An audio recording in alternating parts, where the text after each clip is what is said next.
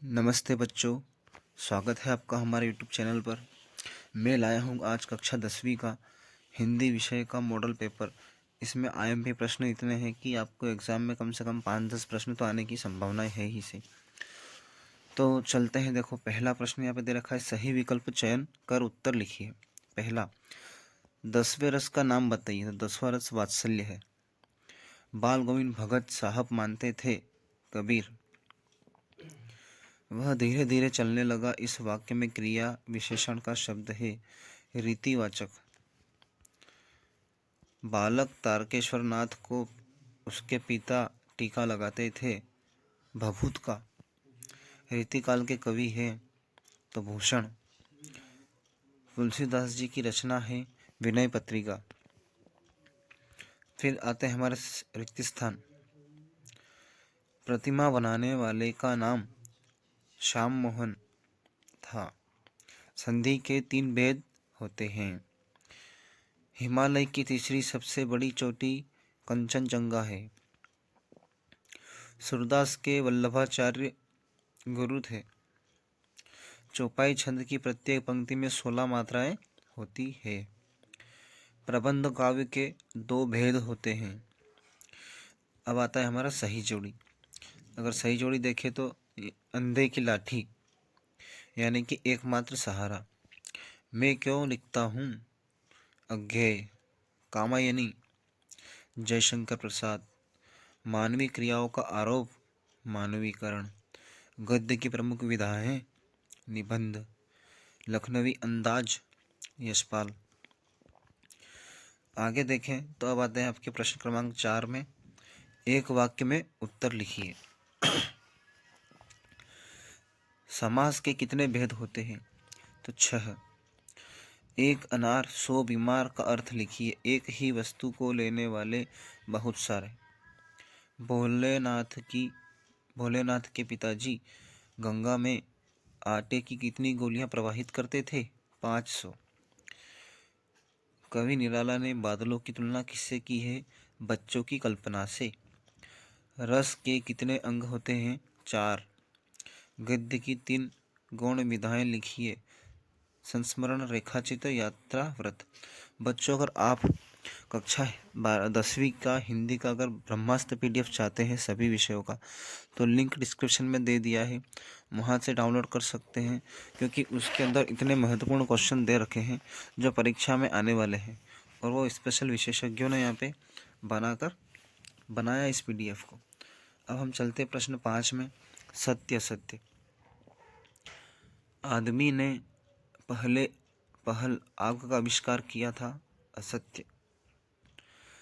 जो जीता न जा सके उसे अजय कहते हैं। सत्य। प्रेयर व्हील को घुमाने से पाप नहीं धुलते हैं। सत्य। हिरोशिमा में परमाणु बम गिरा था। सत्य। मुख्य गायक के स्वर चट्टान जैसी भारी और गंभीर थे। सत्य।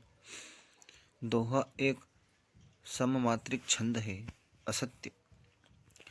शहनाई की दुनिया में डुमराव को क्यों याद किया जाता है? क्योंकि वहाँ पे बिस्मिल्लाह खां का जन्म हुआ था। और दूसरा, शहनाई बजाने के लिए रीड का प्रयोग होता है, और वह रीड डुमराव गांव के पास सोन नदी के किनारे मिलती है। वास्तविक अर्थों में संस्कृत व्यक्ति किसे कहा जा सकता है? जो अपनी बुद्धि और विवेक से किसी नए तथ्य या नई वस्तु का आविष्कार करता है। निम्नलिखित मुहावरों का अर्थ लिखकर वाक्य में प्रयोग करो। खून पसीना एक करना यानी कड़ी मेहनत करना। किसान खेती में खून पसीना एक कर देता है। दाल न गलना, सफल न होना। संदीप ने 3 साल तक इंजीनियरिंग की, लेकिन इस क्षेत्र में उसकी दाल न गली। फिर आता है निम्नलिखित शब्दों का समास विग्रह कर समास का नाम लिखिए। पंचवटी 5 वटों का समूह यानी कि द्विगु समास। नीला है जो अंबर कर्मधारय समास। भोलानाथ और उसके साथियों के खेल और खेलने की सामग्री आपके खेल और खेलने की सामग्री से किस प्रकार भिन्न है? इसका उत्तर मैंने यहाँ पे नहीं लिखा क्योंकि ये थोड़ा बड़ा था। अथवा में लेखक ने अपने आप को हिरोशिमा के विस्फोट का भोक्ता कब और किस तरह महसूस किया? जब उन्होंने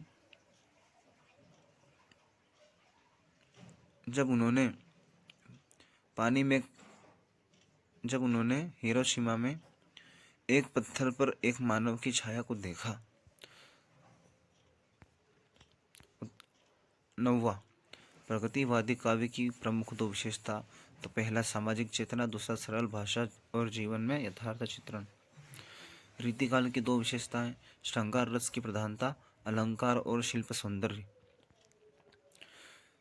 सूरदास और नागार्जुन की काव्यगत विशेषताएं जैसे कि रचनाएं और भाव पक्ष। तो यहाँ पे सूरदास की तरह रखी है सुरसागर, सुरसावली और भाव पक्ष में इनके काव्य मुख्यतः भक्ति रस, कृष्ण भक्ति से ओतप्रोत हैं और इसमें कृष्ण के बाल रूप का सुंदर चित्रण मिलता है। कवि आत्मकथा लिखने से क्यों बचना चाहता है?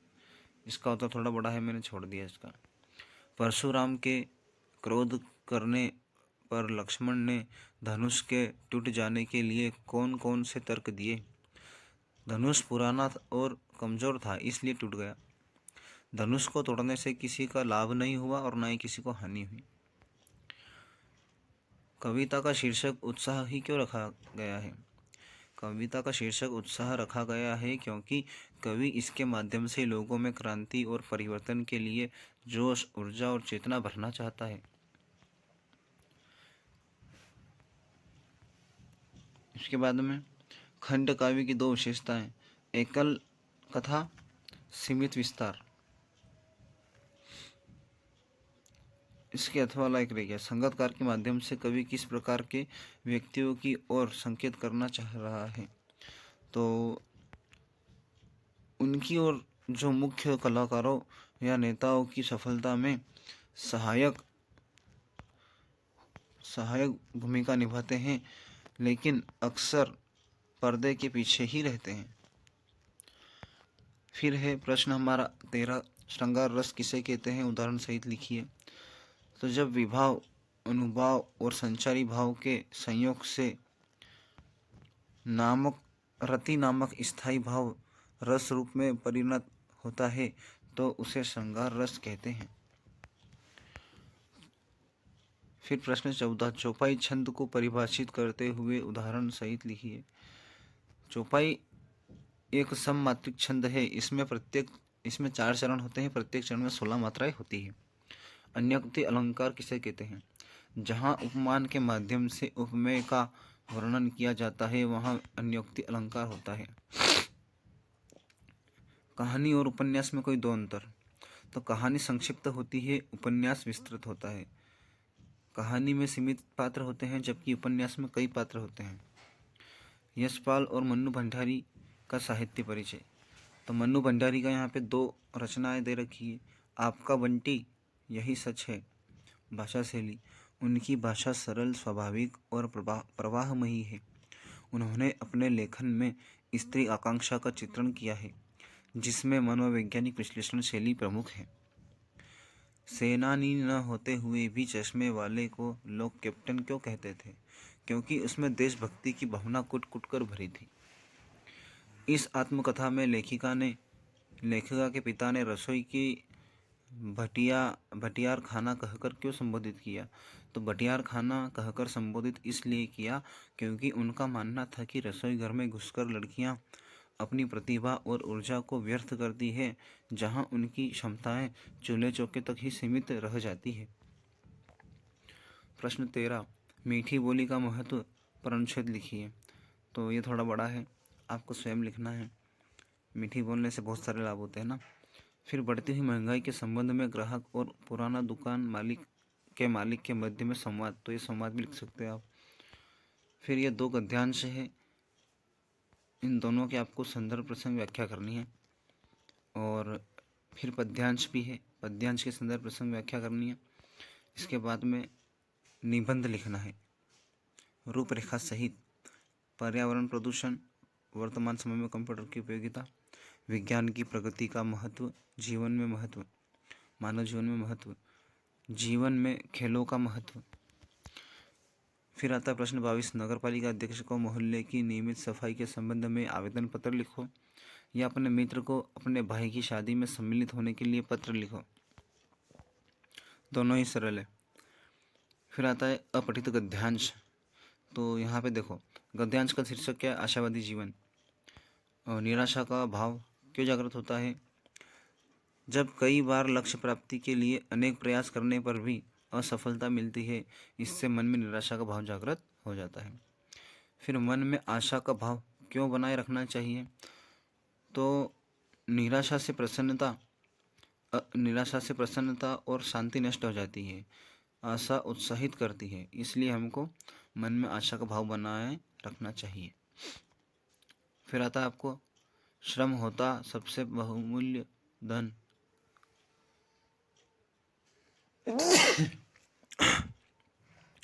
सब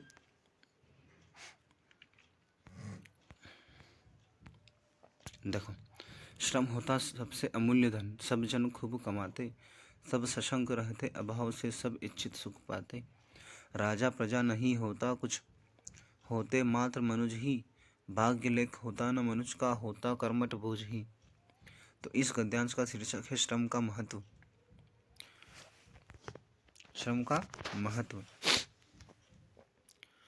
श्रम को कवि ने कैसा धन कहा है? तो अमूल्य धन कहा है। राजा प्रजा नहीं कुछ होता, इससे कवि का क्या आशय है? तो इससे कवि का आशय है कि मनुष्य के कर्म ही उसके भाग्य का निर्धारण करते हैं, ना राजा प्रजा कुछ नहीं होता है। तो बच्चों, ये था कक्षा 10वीं का मॉडल पेपर। अगर आपने अभी तक इस वीडियो को देखा है तो लाइक करो, शेयर करो अपने दोस्तों को, और डिस्क्रिप्शन में PDF के लिंक दे रखी है, वहाँ से PDF भी डाउनलोड कर सकते हैं। मिलते हैं अगले वीडियो में।